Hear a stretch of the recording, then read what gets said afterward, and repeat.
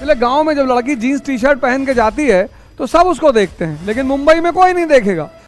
भाई मुंबई में तुम जीन्स टी शर्ट पहन के टहल रही हो, तुम्हें कोई नहीं देखने वाला है। गांव में सभी देखने वाले हैं। भाई यूपी में इतना जातिवाद क्यों है? क्योंकि अभी भी समाज आधुनिक नहीं है। तो मिस्टर मोदी जिले इलाही नहीं है, मिस्टर मोदी है जिले जमहूरियत।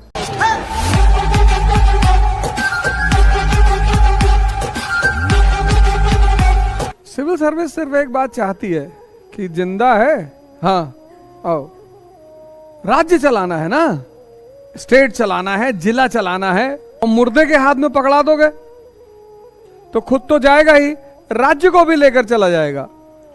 कल एक भाई साहब हमसे कहते थे कि पहले शिक्षक बड़े सरल रहते थे और आश्रम में रहते थे। मैंने कहा सरल नहीं रहते थे, वो उनके पास परमात्मा रहता था।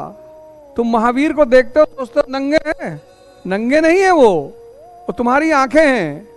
वो निश्चलता इतनी ज्यादा है, इतनी सिंप्लिसिटी है। हर आदमी नंगा नहीं हो सकता, उसका दिमाग एक्टिव है। इसीलिए कपड़े से भी आदमी के व्यक्तित्व का पता चलता है। तो महावीर भगवत्ता की स्थिति में आ गए हैं, भगवान हो गए हैं। और भगवान चाहे जैसे रहे, भगवान को तुम ऑर्डर दोगे कि प्रोटोकॉल पहन कर आओ? प्रोटोकॉल तो बाबू चपरासी उपरासी का होता है।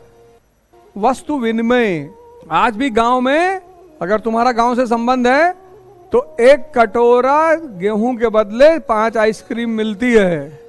इसको बोलते हैं वस्तु विनिमय। हाँ हाँ, बर्तन तो मिलता है 5 कपड़े के बदले। शहर में भी मिलता है।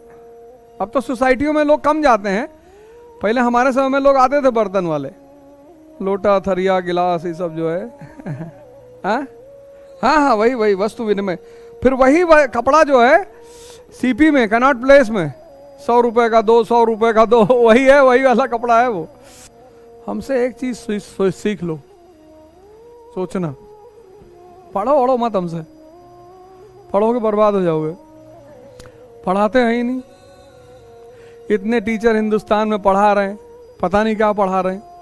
तो एक आदमी ना पढ़ाए तो क्या बिगड़ जाएगा? मैं सिर्फ सोचना सिखाता हूं लोगों को। मेरा एक सूत्रीय काम है लोगों को, जो आईएएस की तैयारी करते हैं उनको सोचना सिखाना। और जिसने ये चीज मुझसे सीख ली, कोई माई का लाल उसका सिलेक्शन नहीं रोक सकता श्यामलाल के अलावा। क्योंकि जिसने सोचना सीख लिया उसकी डिपेंडेंसी खत्म हो गई। तुम्हारी डिपेंडेंसी कब तक? जब तक तुम नहीं सोचते हो। तुम सोचे कभी कि भारत में पार्लियामेंट कैसे पैदा हुआ? नहीं सोचे। तुम सोचे कभी कि भारत का समाज समतावादी कैसे बना? और क्या अभी वो समाज अपनी पूर्णता पर पहुंचा कि नहीं? नहीं पहुंचा। क्या क्या चुनौतियां हैं भारत के सामने इस वक्त, वो सब तुम्हें यहीं से पढ़कर समझ में आएगा। यहां पे संविधान क्या था? धर्म। वेद क्या थे? अपौरुषे। बाइबल क्या है? अपौरुषे। कुरान क्या है? अपौरुषे। किसने लिखा? भगवान ने। तो भगवान तो उतर के चलाएगा नहीं नीचे, तो उसका रिप्रेजेंटेटिव ही तो चलाएगा। तो यहां अशोक क्या है? देवानाम पियादसी। अकबर क्या है? जिले इलाही। लेकिन यहां राज्य धर्म के द्वारा नहीं चल रहा है, यहां मैन मेड कॉन्स्टिट्यूशन 1950 में तैयार हुआ। तो मिस्टर मोदी जिले इलाही नहीं है, मिस्टर मोदी है जिले जमहूरियत। अब वो जनता के प्रतिनिधि हैं। यहां अकबर किसका प्रतिनिधि था? अल्लाह का। यहां अशोक किसका प्रतिनिधि था? भगवान का। ऐसे अपनी क्षमता का विकास करो। तैयारी का मतलब पढ़ना नहीं, तैयारी का मतलब समझ का विकास। American dollar, Japanese yen, Indian rupee. American dollar कैसा है? अमिताभ बच्चन की तरह। यूनिवर्सल एक्सेप्टेंस, पूरी दुनिया में एक्सेप्टेंस है, यूनिवर्सल। हाई एक्सेप्टेबिलिटी, कोई भी लेने को तैयार है। अमिताभ बच्चन को कहीं भी लगा दो, commercial movie, art movie, ad world, Navratna oil, ठंडा ठंडा कूल कूल। और KBC. Indian rupee Awadh Ojha की तरह है। उतनी एक्सेप्टेबिलिटी नहीं है, उतनी स्ट्रेंथ नहीं है।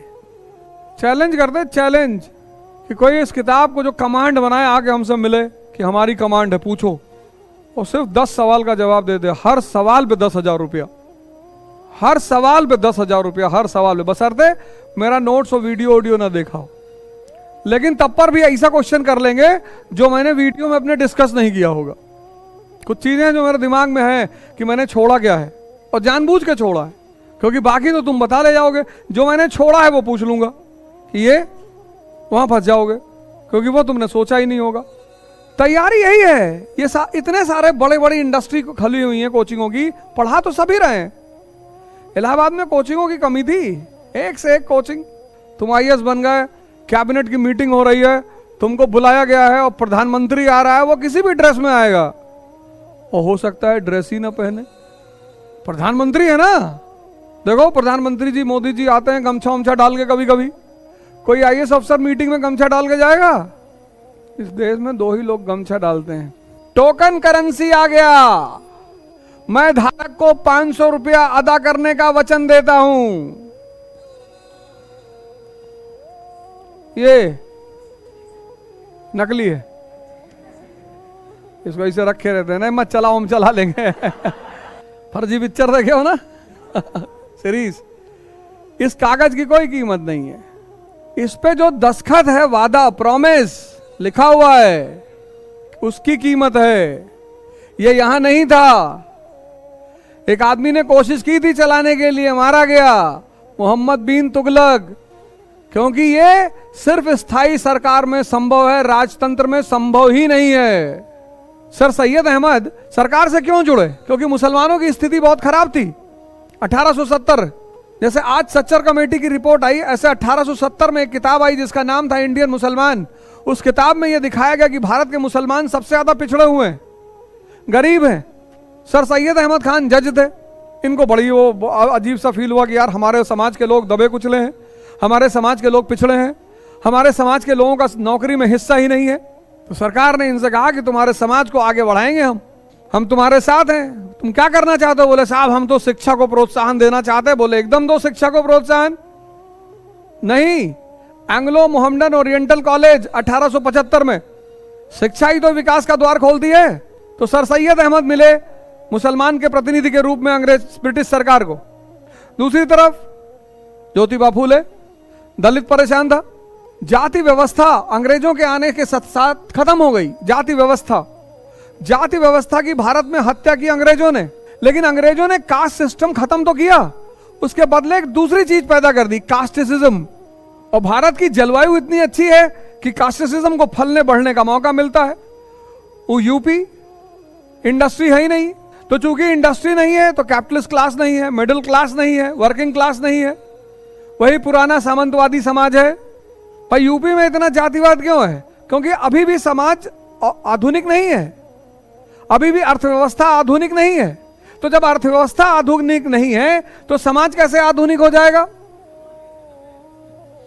ये तो मुगलों से पूछो भैया, ये तो बात मुगल ही बताएंगे। उसकी वजह मैं बताऊं?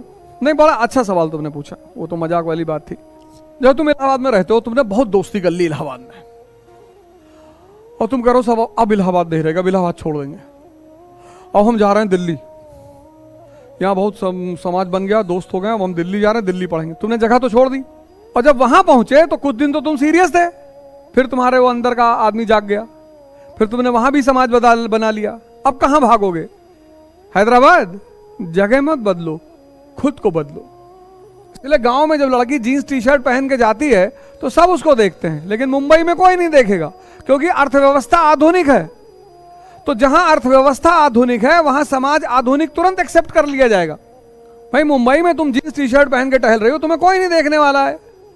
गांव में सभी देखने वाले हैं, क्योंकि गांव की अर्थव्यवस्था सामंती है, जमीन पर आधारित है। तो जहां अर्थव्यवस्था सामंती है वहां समाज पूंजीवादी कैसे हो सकता है? हो सकता है? नहीं हो सकता। अब अफगानिस्तान की औरत के लिए संभव है मिनी स्कर्ट पहन के टहले? संभव नहीं है, लेकिन जर्मनी में संभव है।